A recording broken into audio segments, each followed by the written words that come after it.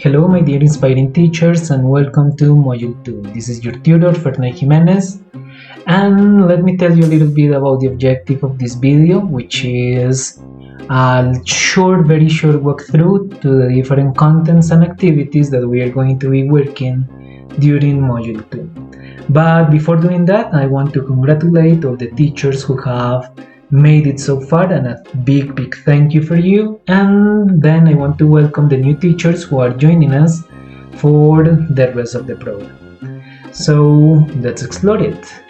Number one, we are going to be focusing on these two series, the Way to Go series and English Please. So we are going to get familiarized, or we are going to consolidate your knowledge. So your prior experience is going to be really important if you have worked with these texts before. And the idea is that we are going to explore the different contents, the different structures that we have, the different methodological approaches, and some formative assessment strategies within both series. So we are going to enhance our planning, our implementing, and our evaluating skills, as well as we are going to consider the context in which you are working on. So either it is rural or urban context. So with that said, we are going to explore the contents and activities through the 4 questions that I have here: how long, what about, beyond the classroom project, and the assessment. So let's start with the how long. The contents are going to be distributed in 8 weeks. That means that in terms of time, we are going to be devoting around 45 hours to work on the different activities. Remember that you have both compulsory activities that you cannot skip, and that you have optional tasks that are for you to complete in case that you want to do it. There is also going to be synchronous and asynchronous work. Remember that you can contact me for that synchronous work via WhatsApp or via video call, so that depends on what is easier for you. The important thing is that you remember that I am there to support you. And we are going to have 3 synchronous meetings. The first one is going to happen this week. So I'm going to ask you to please, depending on the information that I'm going to be publishing on the platform and through the WhatsApp groups. So in the what about, so what are the contents or the main content that we are going to be focusing on is going to be the communicative approach. But of course, we are not going to discuss the theory. Rather, we are going to see practical examples on how the communicative approach is embedded in the English Please Fast Track and the Way to Go series. And also, and this is really important, we are going to be focusing on task-based learning and project-based learning and how they are reflected in these 2 series.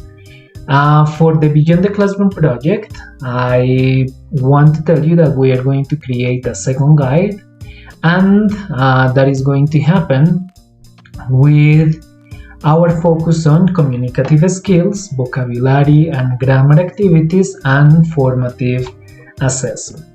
So let me tell you a little bit about that. Remember that always the name of this project is Beyond the Classroom. And there is going to be like a big guiding question, which is: which opportunities do English Please Fast Track and Way to Go series offer to promote English teaching and self-learning in my particular educational context?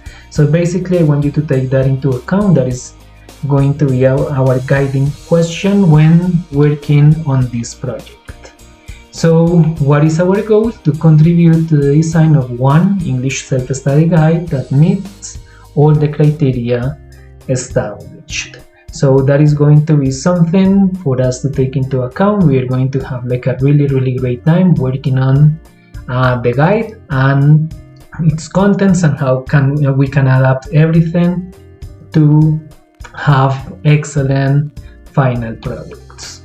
Then I want to focus on the gamification strategy that, remember, that is part of the assessment.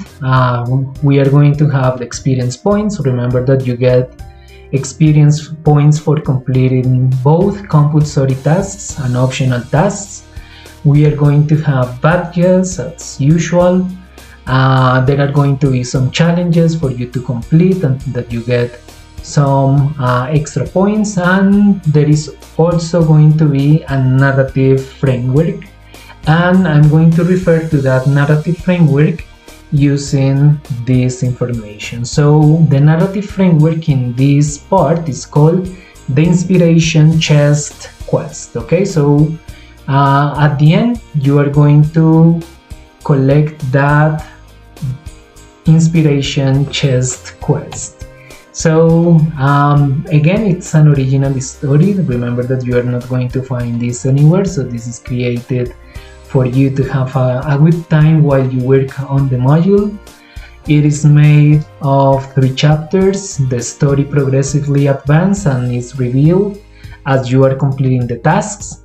And if you complete the optional tasks, remember that there is going to be an additional narrative that make part of the narrative framework. So these are the names of the 3 chapters. Now they are called journeys. So the first one is going to be Arrival to Knowledge River. Then we are going to move to the Jungle Path. And finally, we are going to get to the Hidden Maloka, which is something really beautiful to explore. Okay, and if you think about it, all the connotations of the different names are really great. And what is going to be our objective? Find the inspiration chest. Alright, so remember that, don't forget that. And I think that is it, teachers. Thank you so much.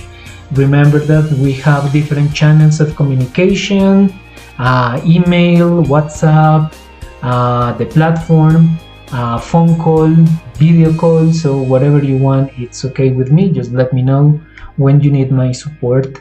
And that's it. Remember, welcome to module 2. And I am Fernando Jimenez, and I approve this message. Goodbye.